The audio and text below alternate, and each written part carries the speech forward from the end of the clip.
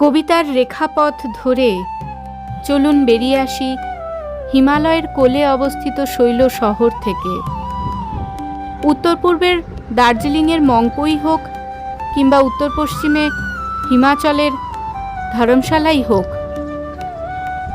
তা অবস্থান করছে হিমালয়ের কোলে। কথায় কবিতায় চলুন ঘুরতে যাই হিমালয়ের কোলে।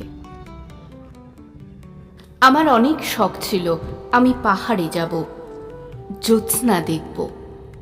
আমার পাহাড়ে বসে কবিতা লেখার সাক্ষী হবে তুমি, আমার পাহাড় কন্যা। আমার কবিতার ছন্দ হবে, আমি চাঁদকে ফেলে রেখে তার দিকে তাকিয়েই ছন্দ বুনব। আমার ছন্দের ভাঁজে ভাঁজে থাকবে পাহাড় কন্যার জন্য অফুরন্ত ভালোবাসা। অফুরন্ত ভালোবাসা কবিতায় মানায়, সেটা আমি জানি। তবে আমি সব মিলিয়ে অফুরন্ত ভালোবাসা না দিতে পারলেও সাধ্য অনুযায়ী এক পাহাড় ভালোবাসা বরাদ্দ রাখবো পাহাড় কন্যার জন্য। চায়ের দেশে ঘুরবো আমি তাহার হাতটি ধরে, পাশাপাশি পা চলবে, সে থাকবে না কো পরে। পাহাড়ের দেশ হোক কিংবা ইট দেওয়ালের দেশ, আমার পাহাড় কন্যা আমার জন্য এক রাস অনুভূতি নিয়ে আসুক, এটাই আমার চাওয়া। তার সাথে আমার দেখা হবে এক ঝুম বৃষ্টির দুপুরে। সূর্য ঢেকে যাবে মেঘে, বৃষ্টির ফোঁটায় ভিজে যাবে সমস্ত ভালোবাসা। কাক ভেজা সে শরীরে আমি আর আমার পাহাড় কন্যা একসাথে বসে এক কাপ চা খাবো। এরপর আমি আবারও তার দেখা চাই। হিমছড়ির পাহাড়ের মতো আমাদের দেখা হবে, যেখানে পথের এক ধারে পাহাড়ের সৌন্দর্য, অপর পাশে বিশাল জলরাশি। সে পথটাই হতে চাই আমি। আর তার ভালোবাসার বিশালতা আমার জন্য দামি। আমি তাকিয়ে দেখব তাকে, সৌন্দর্য দিন রাত্রি জুড়ে ভরিয়ে রেখেছে যাকে। পাহাড় চূড়ায় তাকে সঙ্গে করে কবিতা লিখতে চাই আমি। আমি তার কথা শুনতে চাই। কোনো এক বৃষ্টিমাখা দুপুরে একসাথে বসে এক কাপ চা খেতে চাই। আমি আর কিছুই চাই না, শুধু একটু তার অনুভূতি চাই। আমি জানি এ চাওয়া অনেক বড়, তবে তা হয়তো আমার অনুভূতির থেকে বড় নয়। তবে ছোট ছোট সব থেকেই একটা সময় বিশালতার এক মহা রাশির সৃষ্টি হয়। সেরকমই এক মহা মায়াবতী পাহাড় কন্যার সান্নিধ্য চাই আমি। আমার মুক্তি আলোয় আলোয় এই আকাশে, আমার মুক্তি আলোয় আলোয় এই আকাশে, আমার মুক্তি আলোয় আলোয়, আমার মুক্তি ধুলাই ধুলাই ভাসে ভাসে এই আকাশে, আমার মুক্তি আলোয় আলোয়।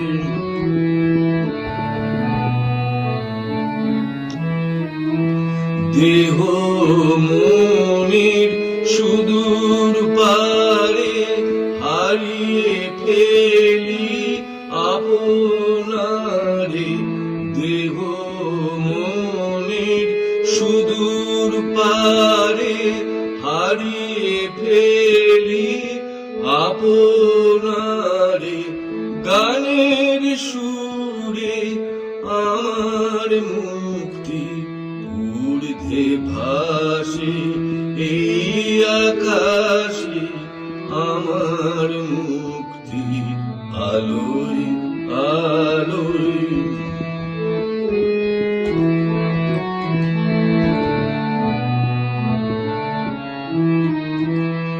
আমার মুক্তি সর্বজনে, মনের মাঝে দুঃখ বিপদ তুচ্ছ করা কঠিন কাজে।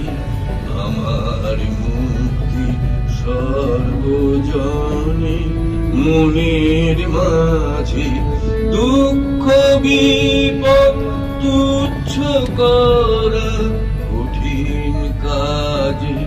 বিশ্বধাতা যজ্ঞশালা আত্মহোমের বন্যি জ্বালা। বিশ্বধাতা যজ্ঞশালা আত্মহোমের বন্যি জ্বালা। জীবন যেন দিক আহুতি, মুক্তি আসে এই আকাশে। আমার মুক্তি আলোয় আলোয়, আমার মুক্তি ধুলায় ধুলায়, ঘাসে ঘাসে এই আকাশে। আমার মুক্তি আলোয় আলোয় এই আকাশে। আমার মুক্তি আলোয় আলোয়। কবিগুরু রবীন্দ্রনাথ ঠাকুরের দার্শনিক মনোভাব, আধ্যাত্ম চেতনা এবং জীবনবোধ আমাদের হৃদয়কে সবসময় স্পর্শ করে, আমাদের জীবনের প্রতিটি মুহূর্তকে স্পর্শ করে যায়। উনি ওনার জীবনের শেষ অধ্যায়ে উপনীত হয়ে হিমালয়ের কোলে দার্জিলিংয়ের মংপো পাহাড়ে বেশ কিছুদিন সময় কাটানোর সুযোগ পেয়েছিলেন এবং সেই সময় থাকাকালীন কবি শারীরিকভাবে সক্ষম সেই অর্থে না থাকতে পারলেও ওনার হাত থামেনি, ওনার লেখনী থামেনি। সেই সময়ের সৃষ্টি একটি কবিতা মংপো পাহাড়ে। কবির লেখা এই কবিতাটি হিমালয়ের কোলে ঘুরতে ঘুরতেই আপনাদের শোনাব। কুচ্ছটি জাল যেই সরে গেল মংপুর, নীল শৈলের গায়ে দেখা দিল রংপুর। বহু কেলে জাদুকর খেলা বহু দিন তার, আর কোনো দায় নেই লেশ নেই চিন্তার। দূর বৎসর পানে ধ্যানে চাই যদ্দূর, দেখি লুকোচুরি খেলে মেঘ আর রোদ্দুর।